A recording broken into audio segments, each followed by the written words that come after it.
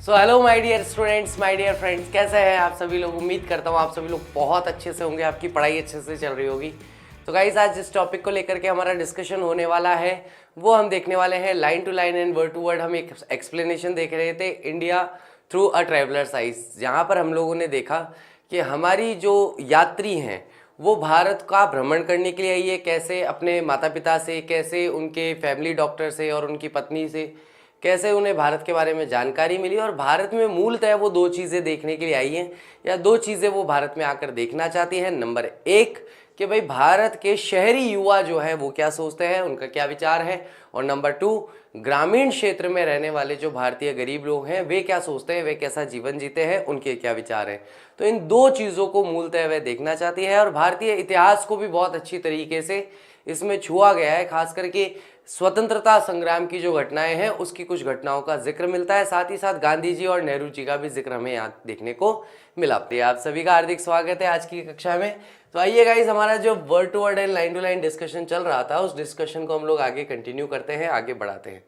ठीक है, तो आगे हमें क्या मिल रहा है। Not even Churchill's philosophy. Churchill भी एक राजनीतिज्ञ राजनीति विचारक हुए हैं, जो वह उनकी जो प्रोफेसी यानी कि उनका जो अगला भाग है ऑफ ब्लड बाथ, जिसमें ब्लड बाथ का मतलब है कि इतना ज़्यादा नरसंहार होना, इतने भयंकर युद्ध होना कि खून की नदियाँ बह जाए।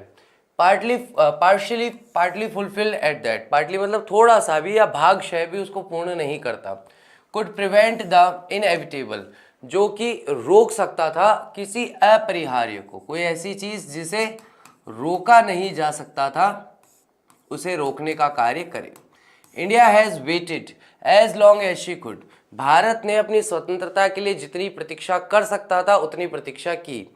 एंड पीसेंट्स, और उसके जो किसान हैं, एंड इंटेलेक्चुअल्स, और उसके जो बुद्धिजीवी हैं, were on the same side in the old invincible combination. यानी कि जितने भी भारत के अलग अलग लोग हैं, चाहे हम वहाँ के बुद्धिजीवियों की बात करें उस समय जब स्वतंत्रता संग्राम चल रहा था, चाहे किसानों की बात करें, वे सब एक ही तरफ थे, सेम साइड पर थे। पुराने जो अजय रूप से कॉम्बिनेशन, यानी कि जो इनविंसिबल अजय रूप से जो कॉम्बिनेशन था, खराब स्थिति थी, उसमें सभी लोग मिलकर के उसका सामना कर रहे थे। इट वॉज गांधीज स्ट्रेंथ, ये गांधी जी की शक्ति थी, that made him know very early that both peasant and intellectual must be want to work together for their country। कि गांधी जी में ये एक शक्ति थी, एक ताकत थी कि वे फोरसीन कर लेते थे। फोरसीन मतलब भविष्य में क्या होने वाला है उसको पहले ही देख लेते थे, समझ जाते थे, जिसको हम कहते हैं ना कि यार ये बड़ी मतलब दूर की सोच रखते हैं, दूरदृष्टि वाले व्यक्ति हैं। तो गांधी जी ऐसे ही व्यक्ति थे जो जानते थे कि किसानों को और बुद्धिजीवियों को साथ में मिलकर काम करना, जीतना होगा अपने देश के लिए, अपनी कंट्री के लिए। His hold was equally strong upon both. और उनकी जो पकड़ थी, गांधी जी की जो पकड़ थी, वह समान रूप से बहुत ज़्यादा स्ट्रॉन्ग थी, पकड़ बहुत मजबूत थी दोनों ही लोगों पर, किसानों पर भी और बुद्धिजीवियों पर भी। And so he achieved his and, और इस तरीके से वे अपने अंतिम लक्ष्य को प्राप्त करते हैं विदाउट वॉर, बिना कोई युद्ध किए। Perhaps, शायद, we Americans do not yet fully understand the great lesson that India has to teach in thus winning her freedom। शायद हम अमरीकी लोग जो है अभी भी पूर्ण रूप से समझ नहीं पाए हैं उस महान शिक्षा को जो कि भारत अभी भी हमें सिखाता है कि किस प्रकार उसने अपनी स्वतंत्रता को बिना युद्ध के, बिना लड़े झगड़े के या बिना रक्तपात के हासिल किया। Beside her mighty triumph of a bloodless revolution, इसके साथ ही कि जो उनकी महान विजय हुई, ट्रिम्प का मतलब होता है विजय, जो कैसी विजय थी, अ ब्लडलेस रेवोल्यूशन। अ ब्लडलेस यानी कि किसी का खून बहाए बिना जो यहाँ पर रेवोल्यूशन किया गया, जो क्रांति की गई। Our war of independence shrinks in size, उससे हमारी जो वॉर ऑफ इंडिपेंडेंस है, यानी कि हमारा जो स्वतंत्रता संग्राम है वो सिकुड़ जाता है, उसके सामने छोटा प्रतीत होता है, साइज में और कॉन्सेप्ट में, यानी कि आकार में भी और विचारधारा में भी। India has taught humanity a lesson, Bharat ने मानवता को एक शिक्षा दी है, एक पाठ पढ़ाया है। And it is to our peril if we do not understand, और ये हमारी पेरिल होगी, हमारा दुर्भाग्य होगा अगर हम उस लेसन को, उस पाठ को या उस सबक को सीख नहीं पाते हैं। द लेसन कौन सा part? That war and killing achieve nothing but loss, कि युद्ध करना और दूसरे लोगों को मारना, इससे आप कभी भी कुछ प्राप्त नहीं कर सकते, बल्कि आप हमेशा खोते ही हैं। That a noble end is assured if the means to attain it are of peace with it and also noble। और ये एक बहुत ही नोबल, एक बहुत ही नैतिक और महान अंत होता है अगर ऐसा अश्योर किया जाए, ऐसी पुष्टि कर ली जाए इस चीज़ के लिए, अगर हम श्योर हो जाते हैं कि अगर जितने भी मतलब है, जितने भी हम अपने स्वार्थ की पूर्ति करना चाह रहे हैं, अगर वे एक टुकड़े की तरह दिखाई दें उसी टुकड़े के साथ, और इसे साथ ही साथ हम नोबल या नैतिकतावादी भी बनाएं। हमें भैया अपनी ज़मीन का टुकड़ा बाहरी लोगों से प्राप्त तो करना है, ये तो दिखती सी बात है, लेकिन अगर बिना युद्ध के, बिना जंग के, बिना वॉर के, बिना ब्लड बाथ के अगर हम इस चीज़ को प्राप्त करते हैं, अगर हम इस चीज़ को हासिल करते हैं, तो ही हमारी विजय वास्तविक विजय है या नैतिक विजय है। अन्यथा अगर मार पीट करके, हत्या आदि करके अगर हम कोई चीज़ प्राप्त भी कर लेते हैं तो उस प्राप्त की हुई वस्तु में हमेशा नुकसान ही होगा, कभी भी कोई लाभ नहीं हो सकता। चलिए आगे की बात करते हैं। पैराग्राफ 10 क्या कहता है? द रियल इंडिक्टमेंट, यानी कि वास्तविक अभियोग जो था अगेंस्ट कॉलोनियलिज्म। कॉलोनियलिज्म का मतलब क्या है? उपनिवेशवाद। उपनिवेश यानी कि हम भारत जो है वो ब्रिटेन की कॉलोनी थे, उपनिवेश थे। तो ये जो उपनिवेशवाद है कि एक देश अपने देश को चलाते हुए दूसरे देश पर पूरा कब्जा रखता है या उसके पूरे प्रशासन पर कब्जा रखता है, उसको उपनिवेशवाद कहा जाता है। तो उपनिवेशवाद में जो वास्तविक अभियोग था, जो उपनिवेशवाद के अगेंस्ट था, हाउएवर फिर भी was to be found in the villages of India. जैसे तैसे भी हो इसे, यानी कि जो अभियोग चल रहा था, जो एक तरीके से आप कह सकते हो कि एक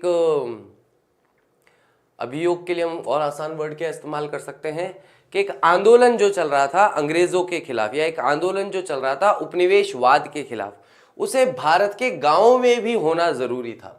there was rot at the top, क्योंकि चीजें क्या है, पूरी तरीके से सड़ी हुई थी टॉप पर। To the thousands of young intellectual trained in English school for jobs that did not exist except in the limited civil services।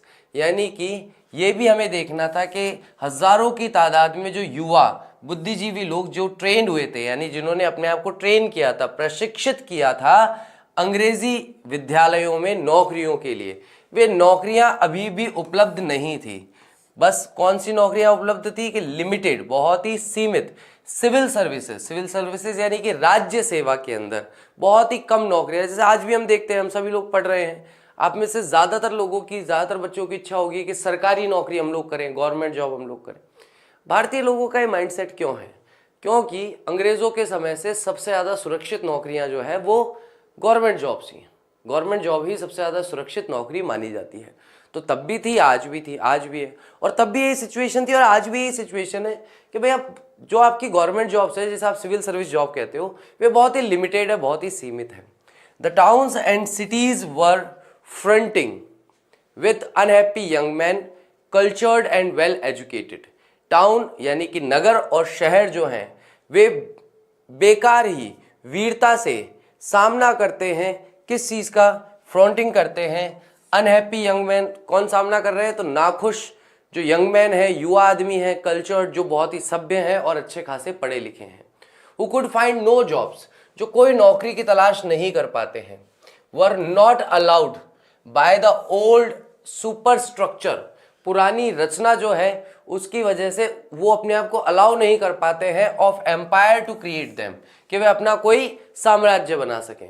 But the real proof of evil, यानी कि बुराई का जो वास्तविक सबूत है, आई से अगेन, मैं फिर से कहती हूँ, was in the miserable villages. वो हमें कहाँ देखने को मिलता है? दयनीय गांवों में देखने को मिलता है। I thought I had seen poverty enough in China.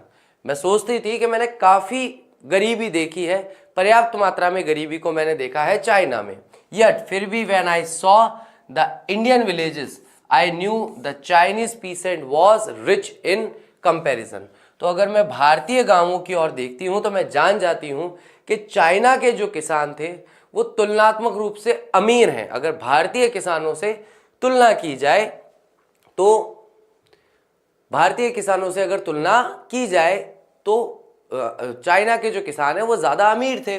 Only the Russian pheasant I had seen years before could compare with the Indian villager, यानी कि रशिया के जो किसान हैं केवल, जो मैंने बहुत साल पहले देखे थे, केवल उन्हीं की तुलना की जा सकती है भारतीय ग्रामीणों से। ऑल्दो, हालांकि, that Russian was a very different creature, यानी कि रशिया के जो लोग हैं वो एक अलग ही तरह के जीव हैं, अलग ही तरह के लोग हैं। And inferior in many veg, और इंफीरियर है, इंफीरियर मतलब कमजोर हैं, कमतर जिसको अपन बोलते हैं कि कमतर हैं भारतीय किसानों की तुलना में काफी तरीकों से। फॉर द इंडियन पीसेंट्स, क्योंकि अगर हम भारतीय किसानों की बात करें, was like the Chinese in being a person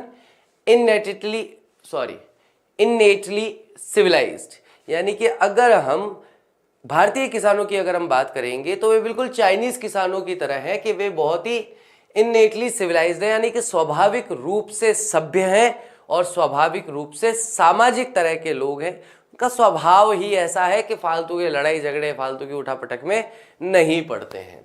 ठीक है।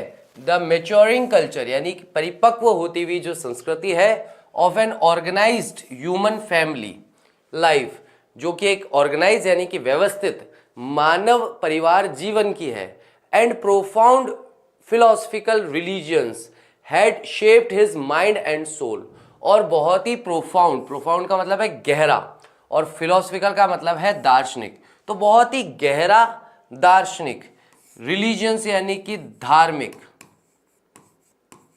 धार्मिकता जो है उसने शेप किया है, आकार दिया है भारतीय किसान के दिमाग को और भारतीय किसान की आत्मा को। यानी कि भारतीय किसान को आप कभी ऐसे नहीं देखोगे कि उसके खेत में फसल नहीं हुई, पड़ोसी के खेत में फसल हुई और उसके घर में 15 आदमी है तो बंदूक लेके जाकर के उसकी फसल लूट के लिए आएगा। ये आपको रशिया में देखने को मिल सकता है, लेकिन ये आपको भारत में देखने को नहीं मिलेगा। क्यों नहीं मिलेगा? क्योंकि आध्यात्मिक तौर पर या धार्मिक तौर पर आप गांव के लोगों को ऐसी बातें कहते हुए बहुत आमतौर पर सुन लेंगे, जो भाग्य में होगा मिल जाएगा, आज तक भगवान ने किसको भूखा सुलाया, जो अपना को सुलाएगा। मतलब कुछ ना कुछ वैल्यूज जो हैं, मानवीय और धार्मिक और आध्यात्मिक जो मूल्य है, दार्शनिक जो मूल्य है, वो भारतीय किसानों में इतने गहरे देखने को मिलते हैं जैसा कि रशिया के किसानों में देखने को नहीं मिलते। Even though he could not read and right, हालांकि या भले ही भारतीय किसान जो है वह पढ़ना या लिखना नहीं जानते।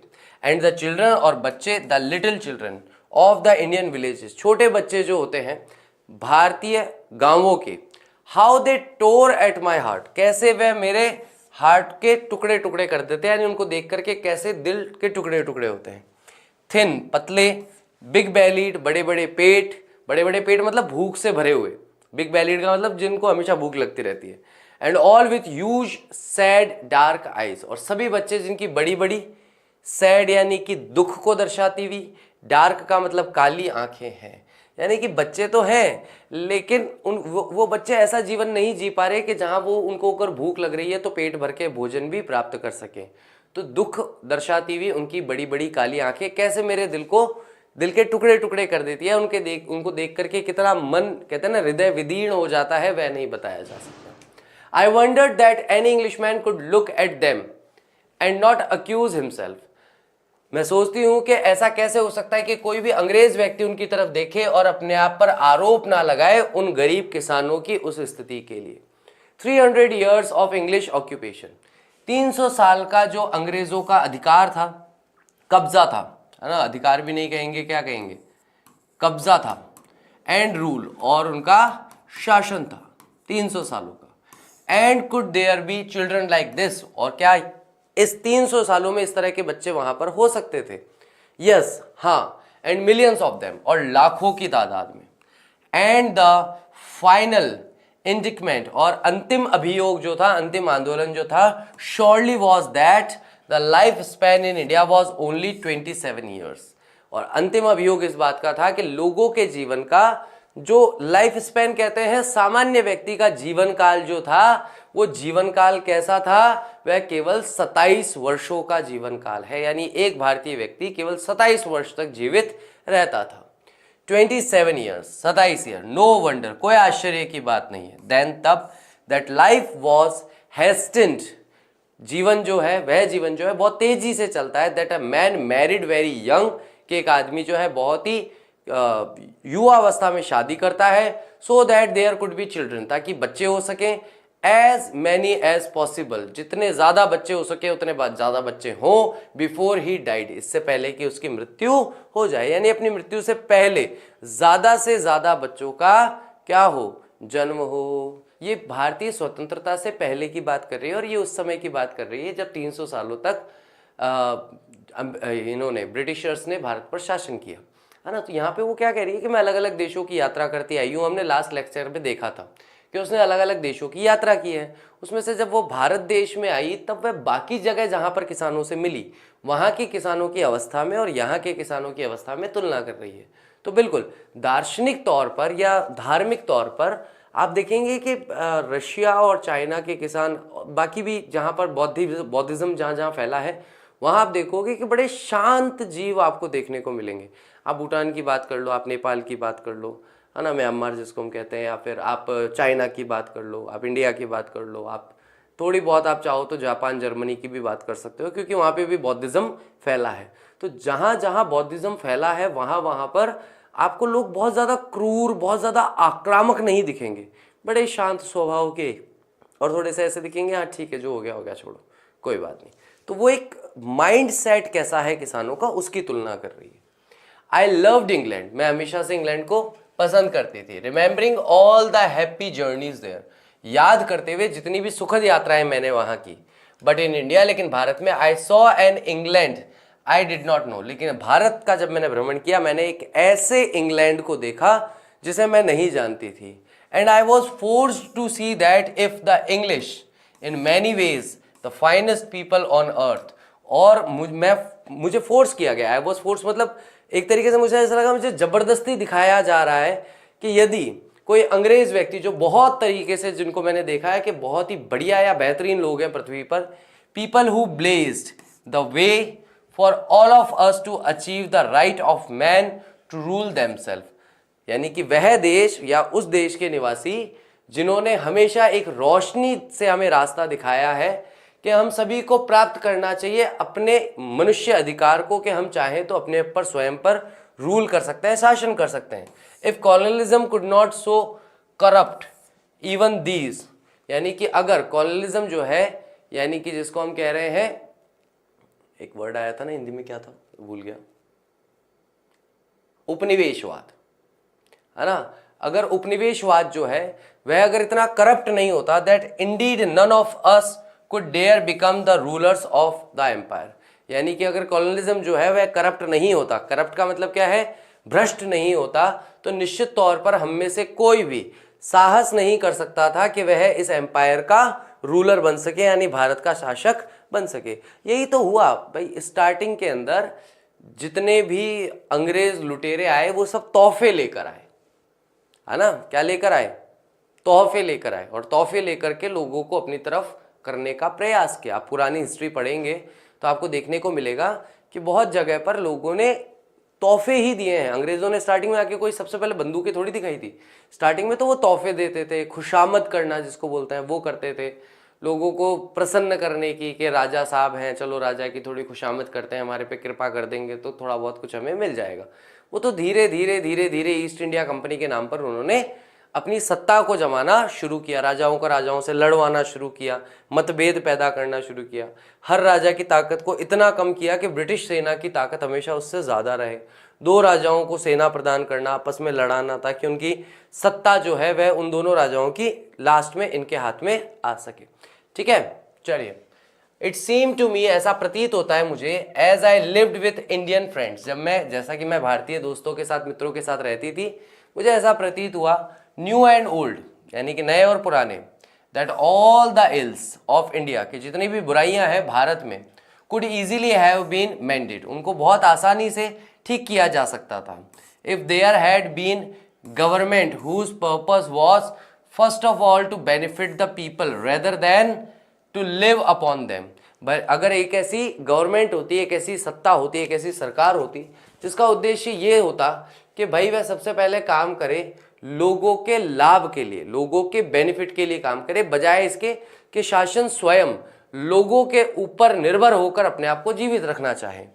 द डेजर्ट ड्राई कंट्री, यानी कि रेगिस्तान की तरह सूखा जो देश है, for example the fruitless land between Bombay and Madras, यानी कि बिल्कुल फ्रूटलेस, किसी प्रकार का फल ना देने वाली जो भूमि है बॉम्बे और मद्रास के बीच में, was already famished through it was only February, वह पहले ही पूरी तरीके से नष्ट हो जाती, ऑल्दो हालांकि अभी केवल फेब्रवरी का ही समय है।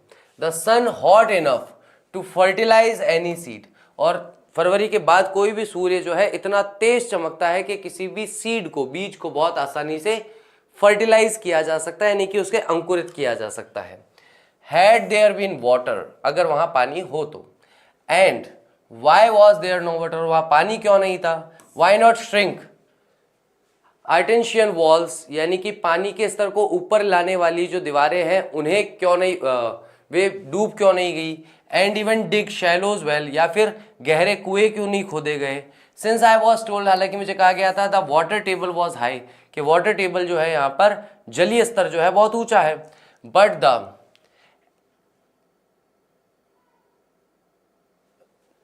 एनर्वेटेड एंड एग्जॉटेड पीपल, बल्कि जो गरीबी से और गरीब जो लोग हैं और परेशान थके हुए जो लोग हैं, had not strength to take such initiative, उनमें इतनी ताकत नहीं थी कि वह ऐसे इनिशिएटिव ले सके, ऐसे कदम उठा सकें।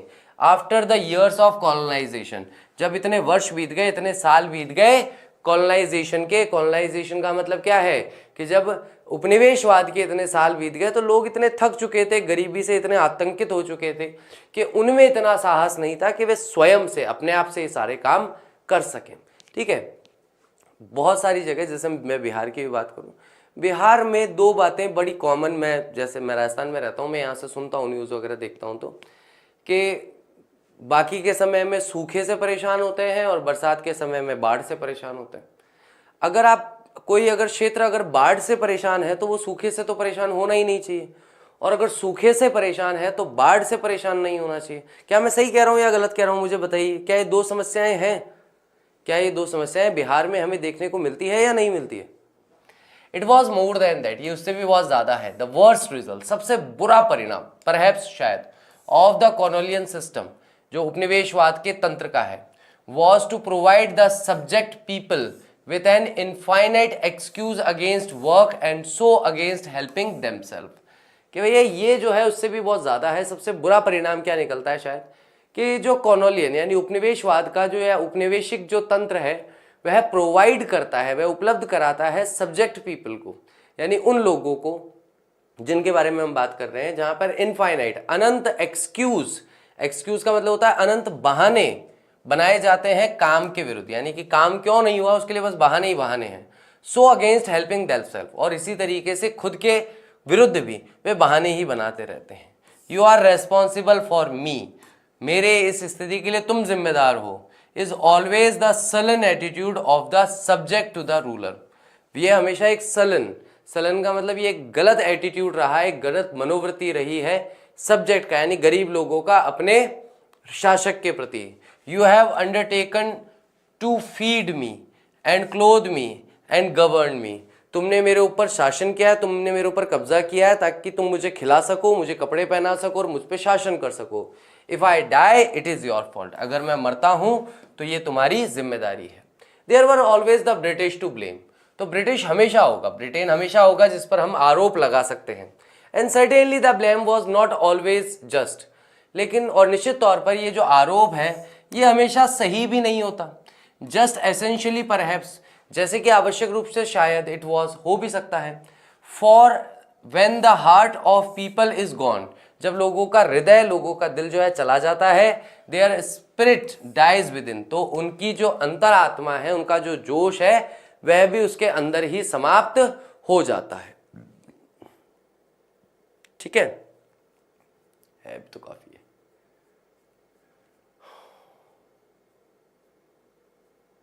चलिए, लुकिंग बैक, अगर हम पीछे इतिहास की ओर देखें, I find that among the many impressions of the people of India, जब मैं पीछे की ओर देखती हूँ, इतिहास की ओर देखती हूँ, तो मैं एक बहुत सारे जो इम्प्रेशंस हैं, बहुत सारे जो प्रभाव हैं, उनके बीच में एक प्रभाव ये भी पाती हूँ भारत के लोगों के बीच में, एब्जॉर्ब्ड वाइल, ये मैंने महसूस किया है, while I lived among them, जब मैं उनके बीच में रह रही थी, and still clear in my mind, और अभी भी मेरे दिमाग में ये बात बहुत स्पष्ट है, अभी बहुत क्लियर है ये बात मेरे दिमाग में, इज क्या बात है, their reverence for great men and women, उनके जो रेवरेंस है, रेवरेंस का मतलब जिनके बारे में वो बात करते हैं, महान पुरुषों के बारे में, महान महिलाओं के बारे में।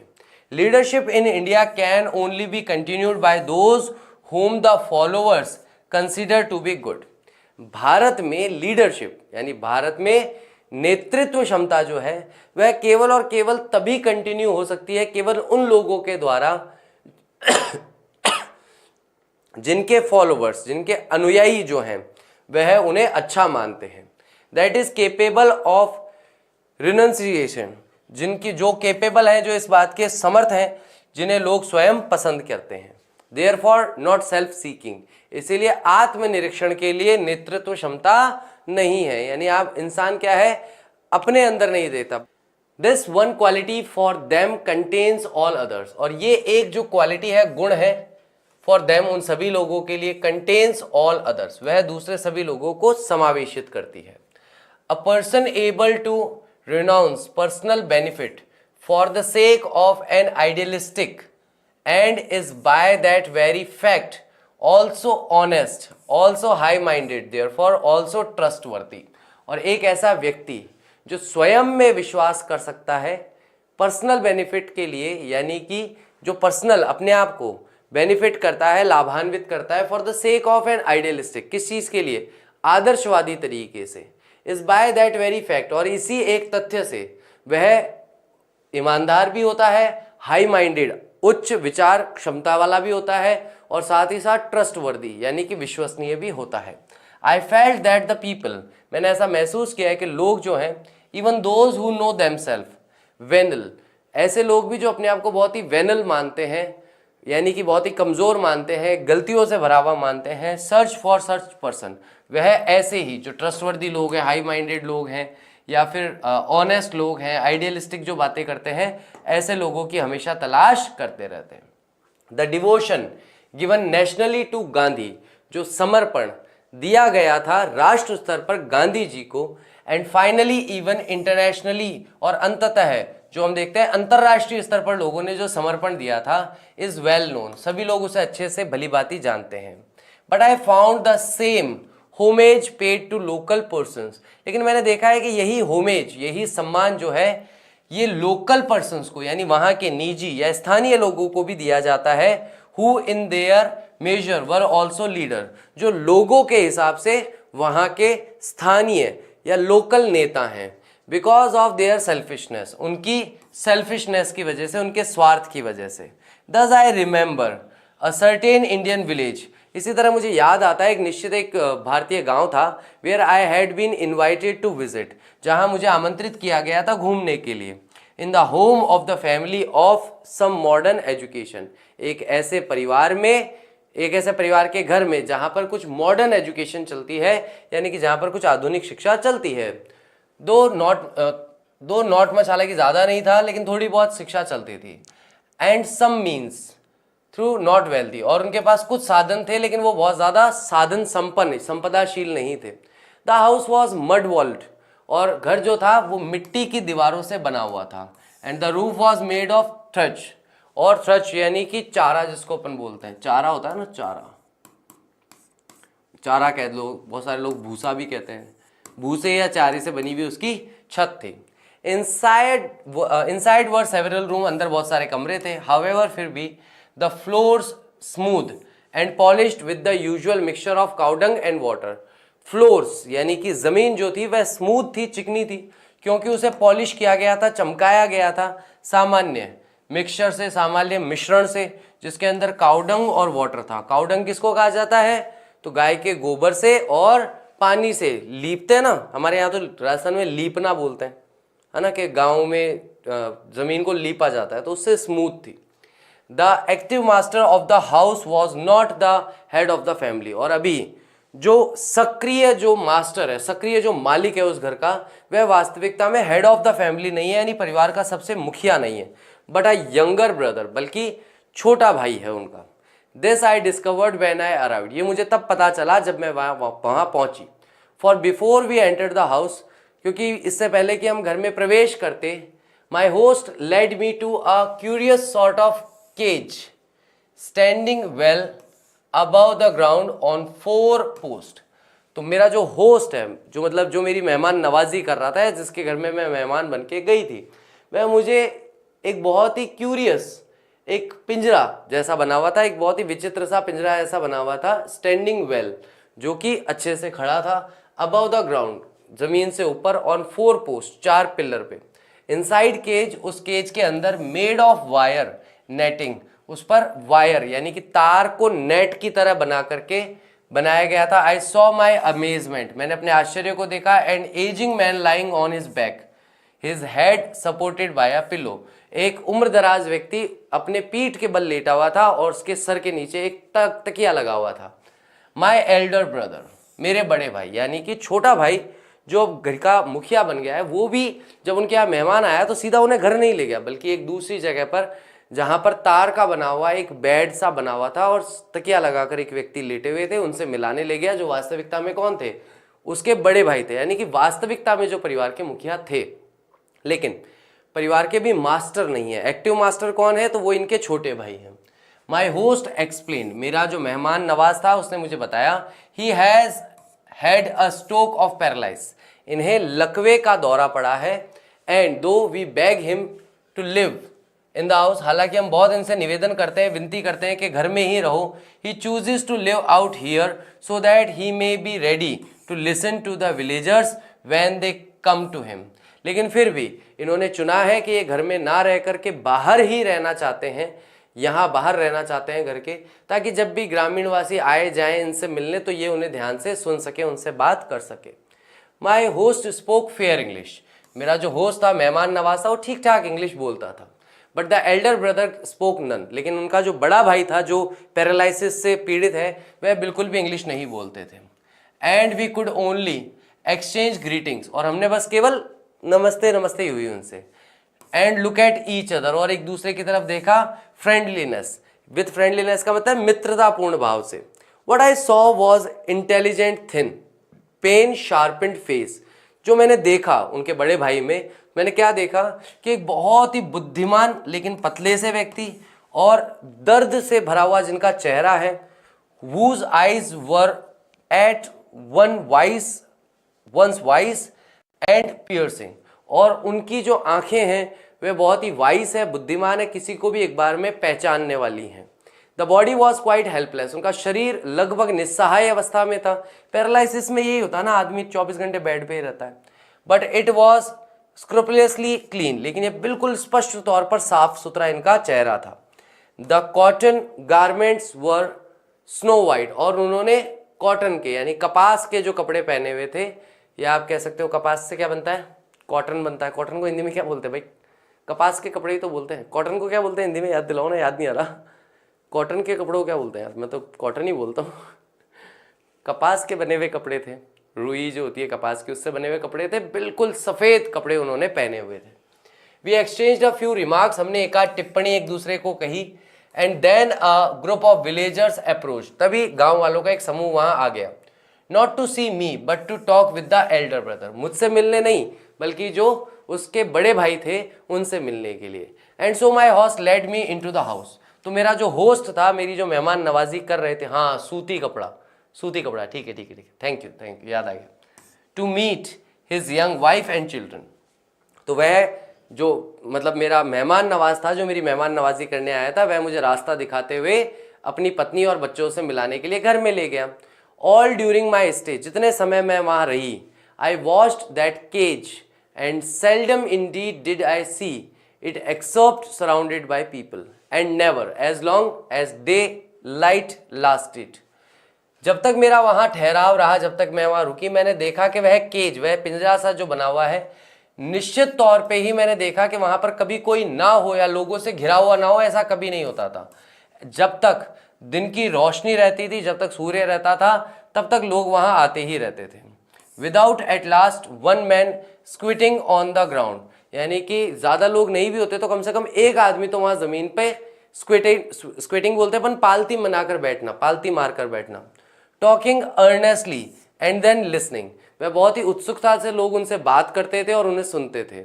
माई होस्ट सेड, मेरे मेहमान नवाज ने मुझे बताया, जो मेरा अतिथि सत्कार कर रहा था उसने मुझे बताया, my brother has always been our wise man, मेरे बड़े भैया जो हैं वो हमेशा से हमारे सबसे बुद्धिमान व्यक्ति रहे हैं। Now he is our saint, और अब वे हमारे संत की तरह हैं। माई होस्ट आई ऑब्जर्व्ड, मेरे होस्ट को जिसको मैंने ध्यान से देखा, हैड हिज ओन प्लेस, उसका भी अपना स्थान था इन द विलेज लाइफ, ग्रामीण जीवन में। फॉर ट्वाइस, 2 बार, while we were sitting our luncheon, जब हम दोपहर के भोजन के लिए बैठे थे। दैट डे, उस दिन, he rose from his corner for the room and went out, 2 बार ऐसा हुआ था कि वह अपने कमर, यानी कोई व्यक्ति उससे मिलने आया, उसके लिए वह उठा और बाहर चला गया। टू आस्क अ शाउट, जब भी उसे एक आवाज देकर पुकारा गया।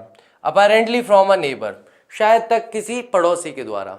When he came back, he made the same explanation, और जब वह आया तब उसने वही व्याख्या वापस की। I was called to kill a dangerous snake, मुझे कोई खतरनाक सांप आ गया था, उसे मारने के लिए बुलाया गया था। यानी कि ये जो छोटा भाई है ये पूरे गांव में फेमस है सांप मारने के लिए। तो कोई भी मतलब खाना खा रहा है, किसी ने, अरे सुनना भाई साहब, हाँ सांप आ गया, आ जाओ। हाँ आ रहा हूँ। खाना छोड़ के गया, सांप मारा, वापस आया, खाना खाने बैठ गया। अरे कहाँ गया था? अरे पड़ोसियों के घर में सांप आ गया था, जो निकाल के आया, मार के आया, जो भी करके आया। ठीक है।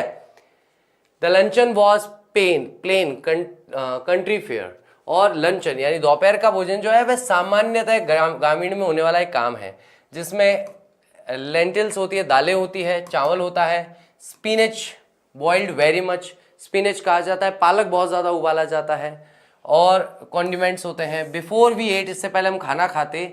एंड ओल्ड कजन, एक वृद्ध जो उनके कजन है, चाचा बाबा के वो हैं, भाई हैं, brought in brass ewer of water, यानी कि वह कांसे के एक पात्र में क्या खाना भर के पानी भर के लाते थे। And a clean homespun towel for us to cleanse our hands, और घर का बुना हुआ, होमस्पन का मतलब क्या होता है, घर का बनाया हुआ एक टावल था ताकि हम अपने हाथों को साफ कर सकें। A necessary preliminary to eat with the fingers, जो कि जब हम हाथ से खाना खाते हैं, उंगलियों से खाना खाते हैं, तब ये एक बहुत ही प्राथमिक कार्य होता है कि भाई हाथ धो करके एक टावल से हाथ साफ करने होते हैं। हाँ, चॉपस्टिक्स जानते हो ना, ऐसी पेंसिल जैसी होती है, पेन जैसी, 2 होती हैं, उससे लोग वो चाइनीज लोग ऐसे उठा के डम्पलिंग्स, जिसको आप मोमोज कहते हो, वो खाते हैं, सारी चीज़ें खाते हैं, ऐसी 2 होती है, पेन जैसी है ना, स्टिक जैसी होती है। तो chopstick I had used all my life, जिसका इस्तेमाल मैंने हमेशा अपने पूरे जीवन में खाने के लिए किया है। And I prefer them to knife and fork, और अगर मेरे प्रेफर की बात करो तो मैं उन्हें यानी चॉपस्टिक को नाइफ यानी कि चाकू और कांटे से जो खाना खाते हैं उससे भी ज़्यादा पसंद करती हूँ। But after I had got used to eating with my right hand, लेकिन बाद में जब भारत आई तो वह सीधे हाथ से खाना खाने की आदी हो गई। I liked it as well, और मुझे पसंद भी आया। आफ्टर ऑल, आखिरकार, what is so clean as one's own hand, क्या ऐसा हो सकता है जो अपने खुद के साफ धुले हुए हाथों से ज़्यादा साफ हो सकता है। यानी कि मेरे हाथ, बहुत सारे लोग कहते हैं ना कि आप चम्मच से इसलिए नहीं खाते, तो मैंने किसी को ऐसे ही इंटरनेट पर बोलते हुए सुना था कि भाई देखो मेरे हाथ हैं, अगर मैं इनको धो लेता हूँ तो मेरे हाथ से मेरे अलावा किसने खाना खाया होगा, तो ये किसी और के झूठे तो कभी हो ही नहीं सकते। मान लो आप चम्मच से खा रहे हो या फॉर्क से खा रहे हो या नाइफ से खा रहे हो, किसी व्यक्ति ने उसे चाट के रखा और घर के नौकर को दे दिया धोने के लिए, और उसी दिन किसी ने घर के नौकर को डांट दिया और नौकर ने उन्हें धोया ही नहीं, वापस लाके दे दिया, बोले ये लो ये तेरा, तू पकड़, तेरा तू पकड़। तो वो तो गंदे हो सकते हैं, लेकिन अपना हाथ, अपने हाथ से किसने खाना खाया होगा, अपने अलावा किसी ने नहीं खाया होगा, तो ये किसी और का झूठा हो ही नहीं सकता है ना। चलिए, तो क्या ऐसा हो सकता है अपने खुद के साफ हाथों से अच्छा और साफ सुथरा, और क्या हो सकता है। एंड फ्रॉम माई बेबीहुड, और अपने बचपन से ही the Indian children are taught that the right hand is for clean service such as eating, कि सीधा हाथ जो है वह साफ सुथरे काम के लिए होता है, जैसा कि खाने के लिए। एंड द लेफ्ट हैंड में परफॉर्म द मोर लोअरली टास्क, और लेफ्ट हैंड से हम सारे निम्न स्तर के, नीचे स्तर के जो काम है वो करते हैं। ठीक है, सबको समझ में आ गया होगा लेफ्ट हैंड से हम कौन सा काम करते हैं और राइट हैंड से हम कौन सा काम करते हैं। राइट हैंड से हम खाने का काम करते हैं, तो बाकी सारे जो गंदे काम है वो लेफ्ट हैंड से किए जाने चाहिए, है ना। अब आप मुझे बता देना क्या है। Another cleanliness was that our food was served on the fresh green banana leaves। और दूसरी जो साफ सुथरी चीज़ें हैं, स्वच्छता वाली चीज़ें हैं कि हमारा खाना जो है वह हमें परोसा जाता था फ्रेश, ताज़ा हरे रंग के केले के पत्ते पर, इंस्टेड ऑफ प्लेट्स की बजाय। Well cooked rice piled on a broad green leaf is a pleasant sight and stimulates the appetite. तो अच्छे खासे पके हुए जो चावल है उनका एक ढेर लगा दिया जाता है हरे रंग के चौड़े पत्ते पर। ये एक किसान के लिए ऐसा दृश्य है जो कि उसकी भूख को, एपेटाइट का मतलब क्या होता है, उसकी भूख को जगा देता है, जागृत कर देता है। In any household there caste was observe the food was placed on such leaves और on dishes of fresh pottery. इनके जो कास्ट है, इनकी जो जाति है, उसका कोई भी जो घर है वहाँ पर खाना ऐसे ही पकाया जाता है, ऐसे ही पत्तियों पर या फिर पॉटरी के अंदर दिया जाता है। Broken after he had finished with them. और उन पॉटरी यानी कि जो अपने मिट्टी के बर्तन होते हैं, जैसे उसमें भोजन करके समाप्त किया जाता है उसे तोड़ दिया जाता है।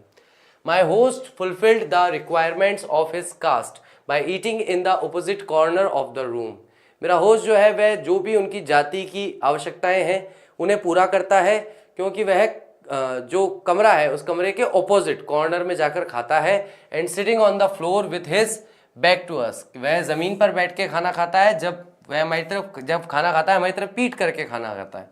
But now I had learned to overcome my first feeling about a distance. लेकिन अब मैंने सीखा कि कैसे हम लोग बाहर निकल सकते हैं अपने दूर रहने वाली भावना से। सच एज दिस, जैसे कि ये भाव है। This was simply private devotion to a religious feeling. ये साधारण तौर पर एक निजी समर्पण है अपनी धार्मिक भावना का। And not in hospitality. लेकिन इसका मतलब ये नहीं है कि सामने वाला व्यक्ति मेरा अतिथि सत्कार नहीं करना चाहता था। हो जाएगा 5 मिनट में, 5-7 मिनट में हो जाएगा, अब तो ज़्यादा नहीं बचा है। ठीक है, ये इन हॉस्पिटैलिटी नहीं है। ऐसा नहीं है कि वह मेरा अपमान करना चाहता है या वह मेरा सम्मान नहीं करना चाहता था, ऐसा नहीं था, है ना। बल्कि ऐसा था कि वह सम्मान करना चाहता है लेकिन उसकी खुद की कुछ धार्मिक भावनाएं हैं, वह उनका आदर करता है या सम्मान करता है। Religion is ever present in Indian life. धर्म जो है वह हमेशा से उपस्थित रहा है भारतीय जीवन में। इन इट्स बेस्ट, अपने सबसे सर्वोत्तम तरह से, as well as in worst aspect, सबसे अच्छे और सबसे बुरे एस्पेक्ट में, तथ्यों में। फॉर देयर, वहाँ पर, एज एल्सवेयर, जैसा कि कहीं और है। फैंटिसिज्म यानी कट्टर मनुष्यवाद जो है, रीचेज इन टू एवल, वह बुराई तक पहुँच गया है। I like the simple acceptance of religious motive. मुझे पसंद है कि किस तरीके से वो साधारण तरीके से स्वीकार कर लेते हैं धार्मिक उद्देश्यों को। हाउएवर, जैसे तैसे, and the perfect freedom to behave as one's religious move the soul. और वह परफेक्ट फ्रीडम यानी पूर्ण स्वतंत्रता का आनंद लेते हैं व्यवहार करने के लिए, जैसे कि कोई भी व्यक्ति अपने धर्म के अनुसार अपनी आत्मा में चलता है। This in my first Indian family, जैसा कि मेरे पहले भारतीय परिवार में मैंने देखा। And intellectual and fairly well to do one, जो एक बुद्धिमान और अच्छा खासा मतलब ठीक ठाक अमीर परिवार था।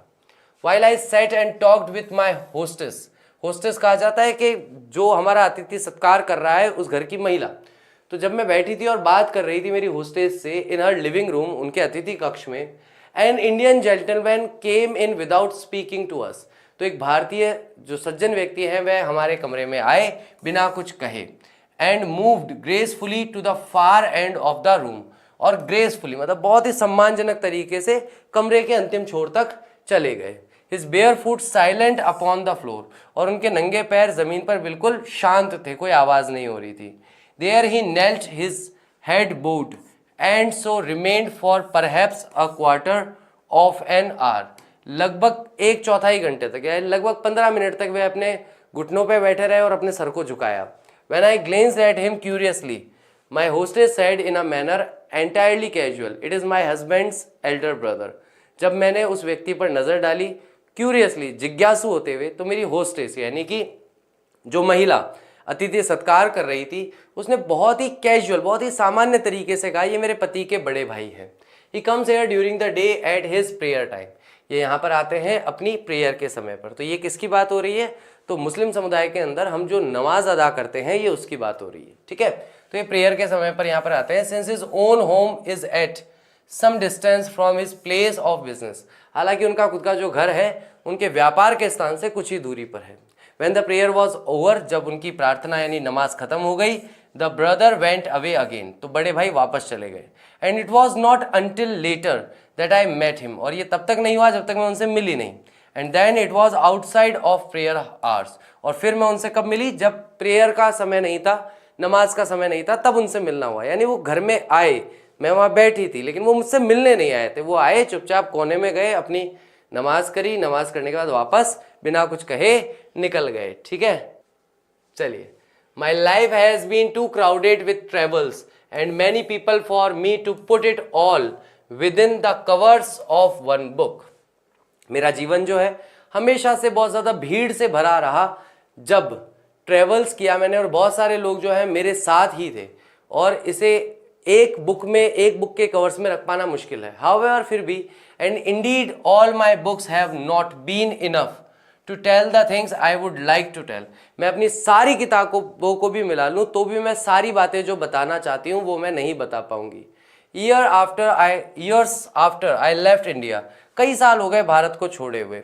आई रोट कम माई बिलीविड, तब वहाँ से लौट करके मैंने किताब लिखी कम माई बिलीविड अगेंस्ट इट बैकग्राउंड, इसके पृष्ठभूमि के विरोध में। स्ट्रेंज, बहुत ही अजीब बात है, the Americans expect for a few have not understood the real meaning of that book. बहुत ही अजीब बात है कि कुछ अमेरिकन्स को छोड़ दें तो ज़्यादातर अमेरिकन जो है वह इस किताब का वास्तविक अर्थ ही नहीं समझ पाए।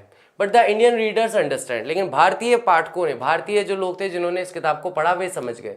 We have not lived long enough, हम इतना ज़्यादा नहीं जिए हैं शायद, टू नो यूनिवर्सली, कि हम वैश्विक तौर पर, ब्रह्मांड के स्तर पर हम जान सकें that the prize of achievement, के उपलब्धि की क्या कीमत है।